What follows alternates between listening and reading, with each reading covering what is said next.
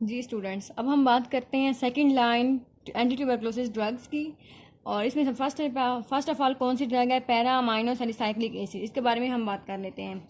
ये क्या है? स्ट्रक्चरल एनालॉग है, structural analogue of para amino benzoic acid. Para amino benzoic acid इसका ये एनालॉग है। और ये क्या है? It is a folate antagonist. ये क्या है? फोलेट एंटागोनिस्ट है।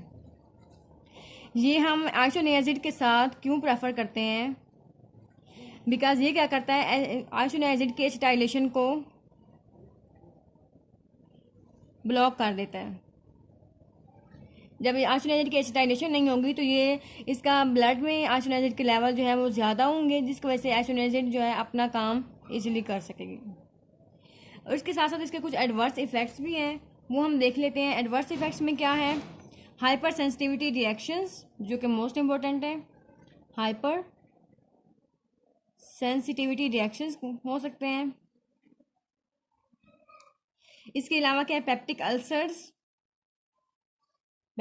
अल्सर्स एंड हेमरेजेस हो सकते हैं। ये इसके एडवर्स इफेक्ट है। ये हमने यूज़ क्यों की? ताकि आइसोनियाजिड का जो एसिटाइलेशन है हम उसे ब्लॉक कर सकें और आइसोनियाजिड जो है अपना काम माइक्रोबैक्टीरिया के अगेंस्ट इजीली परफॉर्म कर सकें। ठीक हो गया। अब हम बात कर लेते हैं इथियोनामाइड की। Ethionamide which is also a second line drug. ये क्या करते हैं? ये है chemically isoniazid, chemically related to isoniazid. अगर आइसोनियाजिड से रिलेट करती है तो आपको याद होना चाहिए कि आइसोनियाजिड का काम क्या था? माइकोलिक एसिड की सिंथेसिस को इनहिबिट करता था। माइकोलिक एसिड सिंथेसिस को क्या कर रहा था? इनहिबिट कर रहा था। तो इसका काम, इथियोनामाइड का काम भी क्या है? माइकोलिक एसिड की सिंथेसिस को इनहिबिट कर देता है। इसके साथ साथ इसके कुछ एडवर्स इफेक्ट्स भी हैं। उसमें क्या है कि गैस्ट्रिक इरिटेशन। इसके एडवर्स इफेक्ट्स में क्या है? Gastric irritation and neurologic symptoms. कोई भी आपसे ये सेकेंड लाइन ड्रग्स के बारे में एसक्यू के हवाले से इतना नहीं पूछा जाएगा, बस एमसीक्यूज के हवाले से कुछ पॉइंट्स हैं जो आप लोगों को याद रखने हैं। ठीक हो गया। अब बात करते हैं कैप्रियोमाइसिन की। ये भी क्या है कि ये प्रोटीन सिंथेसिस को इनहिबिट कर देता है। प्रोटीन सिंथेसिस को इनहिबिट कर देती है। और ये किसके अगेंस्ट यूज होती है? अगर ट्यूबरक्लोसिस के स्ट्रेप्टोमाइसिन, ट्यूबरक्लोसिस में क्या हो? अगर ट्यूबरक्लोसिस जो है वो स्ट्रेप्टोमाइसिन जो कि फर्स्ट लाइन ड्रग है उससे वो ट्रीट ना हो रहा हो तो अब हम क्या प्रेफर करते हैं कि हम उसे देते हैं कैप्रियोमाइसिन। ये एंटीबायोटिक हम टीबी के पेशेंट को देते हैं। अगर ये एक अमाइनो ग्लाइकोसाइड है तो उसके एडवर्स इफेक्ट्स भी वही हैं जो कि स्ट्रेप्टोमाइसिन के थे। ऑटोटॉक्सिक, एंड नेफ्रोटॉक्सिक, ये इसके हो गए एडवर्स इफेक्ट। याद रखें ये हमने क्यों प्रेफर की? पहले हम स्ट्रेप्टोमाइसिन ही देंगे, लेकिन अगर स्ट्रेप्टोमाइसिन से रेजिस्टेंस हो गया माइकोबैक्टीरियम ट्यूबरक्लोसिस तो देन वी एडमिनिस्टर कैप्रियोमाइसिन। ठीक हो गया। अब हम बात कर लेते हैं साइक्लोसीरीन की। Cycloserine is also a cell wall synthesis inhibitor. ये क्या करता है? सेल वॉल की सिंथेसिस को इनहिबिट कर देता है। और इसके एडवर्स इफेक्ट्स में क्या है? Peripheral neuropathy and central nervous system dysfunction जब होगा तो क्या होगा? डिप्रेशन एंड साइकोटिक रिएक्शंस काज होंगे। Peripheral neuropathy, central nervous system dysfunction में क्या होगा? डिप्रेशन एंड साइकोटिक रिएक्शन होंगे। ये क्या है? सेल वॉल सिंथेसिस को इनहिबिट कर रहा था। कौन? साइक्लोसीरीन। ये जो ड्रग है ये क्या कर रही थी? सेल वॉल सिंथेसिस को इनहिबिट कर रही थी। अब हम बात कर लेते हैं कैनामाइसिन एंड अमिकासिन।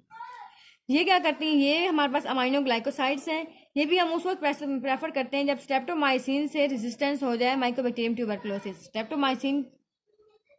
स्ट्रेप्टोमाइसिन जो कि एक अमाइनो ग्लाइकोसाइड है, जब उससे रेजिस्टेंस हो जाएगी प्रोड्यूस, तो फिर हम क्या प्रेफर करेंगे कि अमीकासिन या फिर कैनामाइसिन, ये हम ड्रग्स उसे देंगे। ठीक हो गया। अब हम बात कर लेते हैं फ्लोरोक्विनोलोन्स में। फ्लोरोक्विनोलोन्स में कौन कौन से ड्रग्स शामिल है? इसमें सिप्रोफ्लोक्सासिन एंड लीवोफ्लोक्सासिन, ये इंपॉर्टेंट है।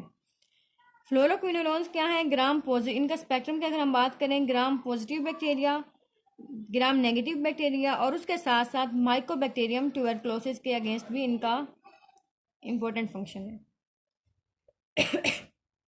इसमें क्या होगा कि जो लीवोफ्लोक्सासिन है ये एक्टिव है अगेंस्ट, ये ज़्यादा एक्टिव है अगेंस्ट ट्यूबरक्लोसिस के खिलाफ, और ये सिप्रोफ्लोक्सासिन है ये एटिपिकल माइकोबैक्टीरियम के अगेंस्ट इंपॉर्टेंट, एटिपिकल माइकोबैक्टीरियम। आपको बहुत ज़्यादा डिटेल्स में जाने की ज़रूरत नहीं है सेकंड लाइन ड्रग्स के लिए, आपको बस ये जो दो पॉइंट मैं बता रही हूँ आपको बस ये याद हो जाए तो these are more than enough. अब हम बात कर लेते हैं रिमेनिंग ड्रग्स की। सेकंड लाइन में और कौन कौन सी ड्रग्स हैं, तो उनमें क्या है? लिंजोलिड है, ये भी क्या कब हम देते हैं? ये माइकोबैक्टीरियम ट्यूबरक्लोसिस की Mycobacterium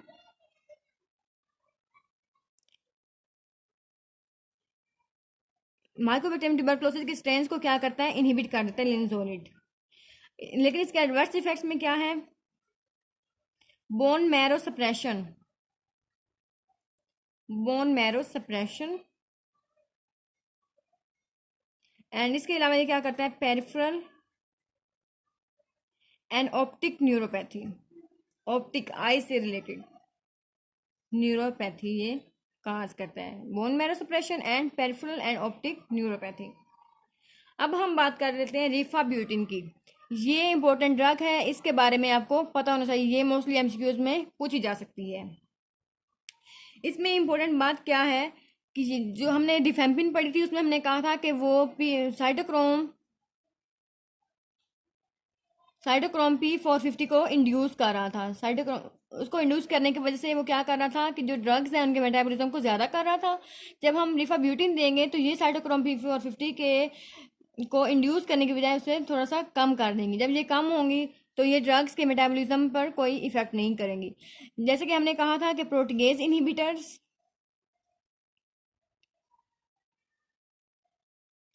and non nucleoside reverse transcriptase inhibitors, जो कि हम किस में देते हैं? HIV के पेशेंट्स को प्रिस्क्राइब करते हैं। अगर कोई HIV का पेशेंट आपके पास आता है तो आपने रिफेम्पिन की बजाय कौन सी ड्रग प्रिस्क्राइब करनी है? रिफाब्यूटिन।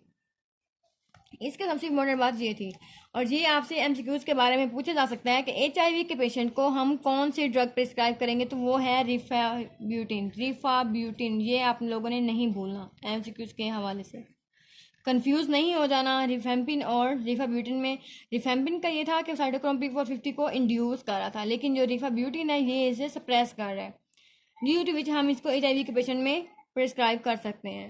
अब हम बात कर लेते हैं रिफापेंटिन की, जो कि एनालॉग है रिफेम्पिन का। रिफेम्पिन का क्या है? एनालॉग है, और रिफेम्पिन का एनालॉग है, इसका मतलब ये भी इंड्यूस करेगा साइटोक्रोम P450 को, इसलिए हम इसे HIV के पेशेंट में नहीं दे सकते। अब नेक्स्ट वीडियो में हम बात कर लेंगे multiple drug resistance and extended drug resistance, और उसके साथ साथ मैं आपको इसका टेबल में आके दिखाती हूँ कि हमने इसका फेजेस कौन कौन से हैं, किस हम इसको ट्रीट कैसे करते हैं, वो हम नेक्स्ट वीडियो में बात कर लेते हैं।